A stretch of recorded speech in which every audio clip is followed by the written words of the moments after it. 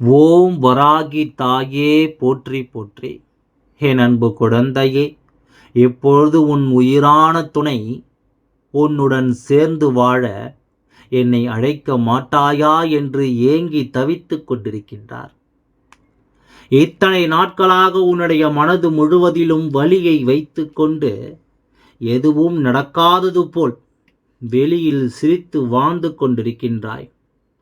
நீ எவ்வளவுதான் அனுசரித்துவிட்டு கொடுத்து போனாலும் அவர்கள் உன்னை திரும்ப திரும்ப மனமுடைய செய்து கொண்டிருக்கின்றார்கள். இந்த வழி ஒன்றும் உனக்கு நிரந்தரமில்லை குழந்தையே. உன்னிடம், அதாவது என்னிடம் உன் அன்பை நீ முழுமையாக தந்து விட்டாய்.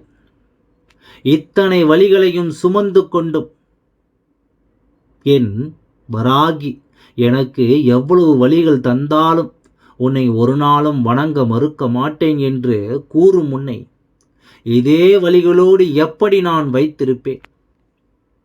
என் அன்பு குழந்தையே, காலத்தினால் ஏற்பட்ட சூழ்நிலைகளை உன் வழிகளை தவிர பொடியாக்கி செய்து உனக்கான நல்ல நேரத்தை நான் உருவாக்காமல் விடமாட்டேன். அப்படி நீ என்னை அம்மா என்று அழைத்ததால் இப்பொழுது உன்னுடன் சேர்ந்து வாழவே உன்னுடைய துணை முடிவெடுத்து விட்டார். இத்தனை நாட்களாக நீ என்னிடம் வேண்டிய உன் துணையே அவரது வாயால் என்னை உன்னுடன் சேர்ந்து வாழ அழைக்க மாட்டாயா என்று கூறிக்கொண்டே இருக்கின்றார். அவர் வருகையில் நீ மனதார ஏற்றுக்கொள்ளத்தான் வேண்டும்.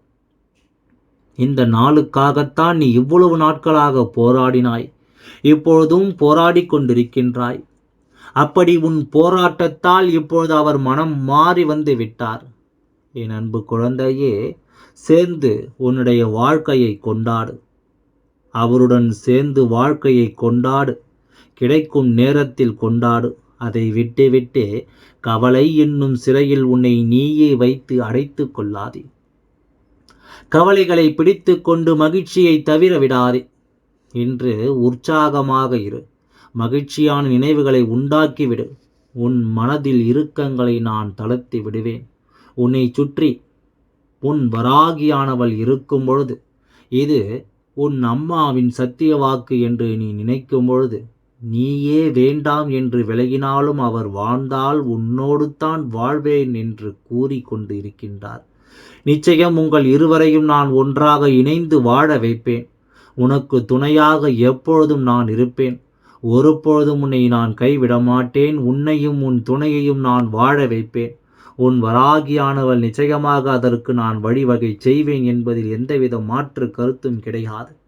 இந்த வாக்கினை கேட்பவர்கள் உங்களுடைய வாழ்க்கை சரியில்லை என்றால், இந்த வாழ்க்கையில் நான் வெற்றி பெற வேண்டும், என் வாழ்க்கை துணை என்னோடு வந்து சேர வேண்டும் என்றால், பூஜையில் வைக்கப்பட்ட எந்திரம் பூஜை செய்து தருகின்றோம். உங்களது வேண்டுதல் நிறைவேற உங்கள் வீட்டிற்கே அதை அனுப்பி வைக்கின்றோம். வேண்டுமென்றால் கமெண்ட்ஸில் பதிவிடுங்கள். நன்றி, வணக்கம்.